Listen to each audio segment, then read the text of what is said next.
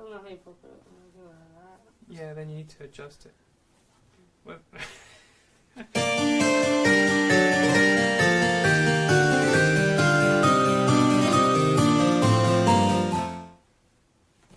Can you show me how to make one of those cool knots? yeah, so I have an easy way to do it. It's a simple knot, but the way to do it is equally simple. So you just take the large end of the tie, which you bring roughly to your elbow. Then just pinch it with your thumb, and you just start to roll it around your hand. Okay, like so. You do a second roll. So far, so good. And a third roll. Okay. Now all you need to do is go for that second one behind the first one. And once you'll start to pull, you'll have the knot done for you.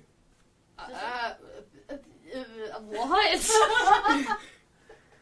So it's That was just instant. I couldn't even tell what just happened. it's that's what's funny with tie knots. Is the mechanism behind the scenes is fairly easy, but it gets the brain twisted in geometry.